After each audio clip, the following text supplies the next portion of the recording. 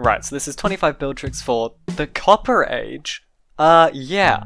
I sure hope it does, or else we wouldn't be able to get these lovely aged variants of these brand new blocks. Number 1, you're not just able to make cents now, you're also able to make cent. A singular US cent to be specific. Here we have a penny, and you can do this with the copper nugget. Number 2, lightning rods as mossy or rusty poles. We were able to make poles out of lightning rods before, but now we have aged versions of them. You can use the exposed versions as a bit of rust, the weathered and the oxidized versions as some moss. Next, another lightning rod trick. This is a normal lightning rod, then we have these just under half, and then we have even less than half. And then we have slightly off-center half ones. This could be the T thing that you put golf balls on. This could be the golf ball, and this could be the thing that you put golf balls on, but slightly off-center. And the way I've done this, they are just the copper golem statues, but in different poses, and in the different poses, they put the lightning rods in slightly different positions. So these 3 are the ones with unique poses. There is the arms out one, but the arms out one will not give you a different lightning rod. It's exactly the same as this one, so that's a very good trick to know. And a trick that is less good to know is that with copper armor and a lightning rod above your head, you can make a copper golem cosplay, but this is only 3.5, because I would not make this a full build trick. I really wanted there to be something with copper armor, but I couldn't find anything except this. But what I did find was this apron, and by find, I mean I made a lovely copper apron and some gloves and glasses,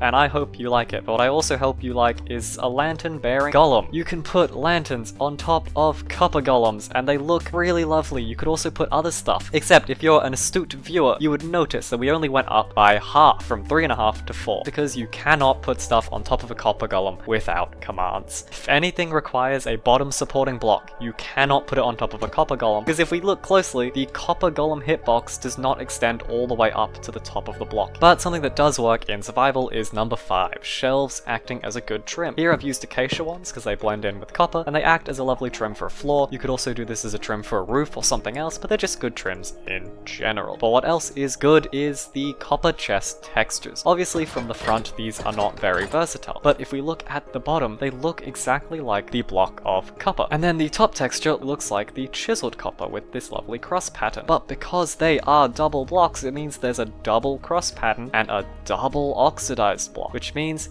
number 6 is the bottom texture. You can use these in conjunction with regular blocks, and you can get 2 wide blocks of copper, which I think look really lovely because then there's these bolts on the sides, but they're not along this like whole 2-block edge. The one thing that doesn't look really lovely is you can see like the little lock or whatever it is, the grey bit on the chest, but if you ignore them, I think it looks quite good. You also kind of have to ignore the gap, but if you put a block above it like I've done, it's not so bad. But number 7 is one I think looks even better, the top texture. While it's like based on the chiseled copper, it looks quite different for this doubled variant. I've used it as a trim, and the depth actually plays really nicely. Not only do I like the top texture, but if I had 2 of these chiseled copper, it doesn't have that added depth, which I think makes this look really nice. The copper chest back texture is not very useful, so this is a bit of a stretch, but you can use it just to spruce up your walls, or if you had like a giant pillar. There's uses for this, but I can't think of specific ones, because I feel like there would be hyper-specific uses rather than more general ones. I'm sorry. What I'm not sorry for is that this is not number 9, and by not sorry I mean I am sorry. I really want the side texture to work. I really love this side texture. That line through it would make for a really good wall. It would add dramatically, but the shape makes it look awful, and I think that's a shame. But what I think is not a shame is actually number 9, traffic lights. If I set it to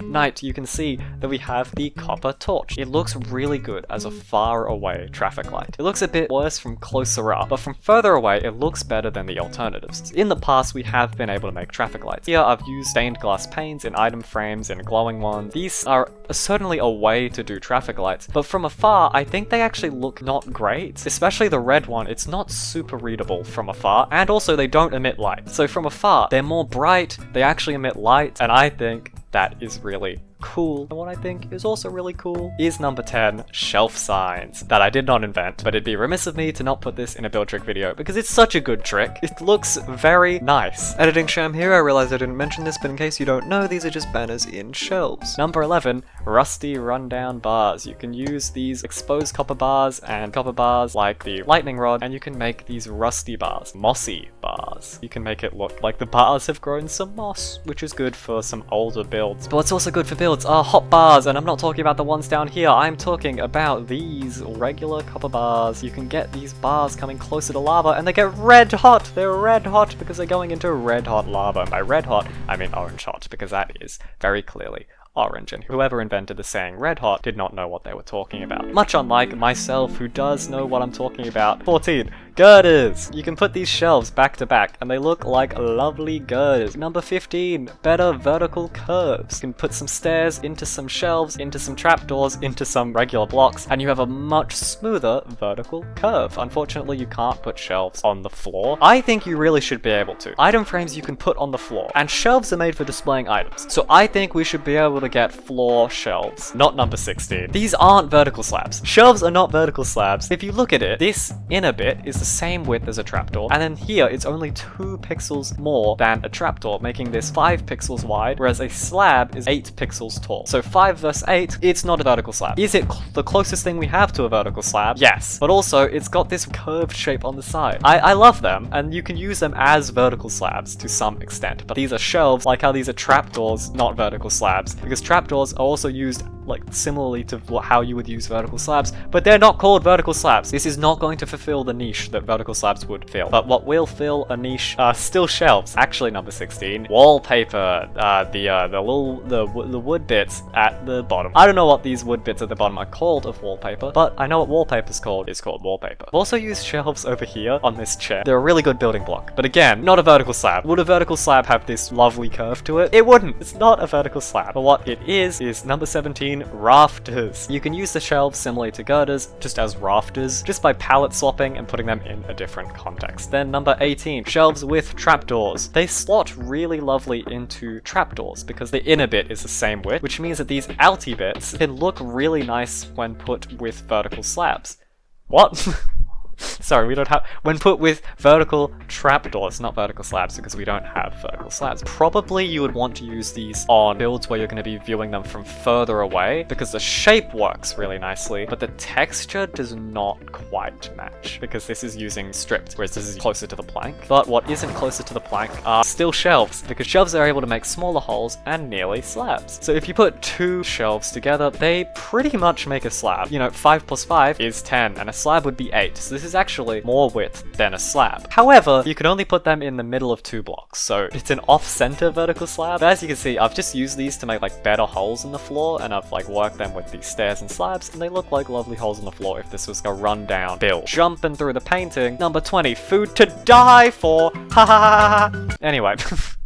Sorry. We got new dye textures in this update. They have like little plates at the bottom. This green one looks like some vegetables, maybe it's some asparagus, maybe it's some leafy greens, and I think the brown dye looks a bit like a chicken. The only issue is you have to put these plates in plates because you can't get invisible item frames in survival. But if you were to use commands, it does look alright, but I think just regular plates with pressure plates and item frames look better. What also looks good is number 21, shelves as shelves. I'm counting this as a build trick because shelves work better for everything except shelves. Like, they look more like rafters or girders or vertical slabs, even though I don't think they're vertical slabs. They look more like vertical slabs than they look like shelves. Using slabs as a shelf looks more like a shelf than using the shelf as a shelf. It's not an issue because the shelf is a lovely building block, but I don't know if it necessarily should be called a shelf more than like some form of item display. But another form of item display is your inventory. With the shelf, you can make a functional inventory. If I were to make a hotbar swapper, I would want to make it look like this because I think this looks really cool. What I don't like is that the scale is kind of wacky. That's because to stack enough shelves, it's going to end up taller than it is wide, which is not how the inventory should look. So no matter what, it's going to end up a bit wacky, but it will end up functional. Hello, it's me again, editing Sham. Forgot to mention, all these shelves are powered, so you can swap whole hotbars at a time and not just one item. You probably already knew that if you're watching a video like this, but it feels irresponsible for me to not mention it. I probably would do this in survival if I had a need for hotbar switching. But another thing in survival is the spring to life drop. The copper update build tricks are not done. This is a brief intermission. Snowy atmosphere. These firefly particles would look lovely as like just snow ambience. Firefly bushes have been spammed below. You can use the leaf litter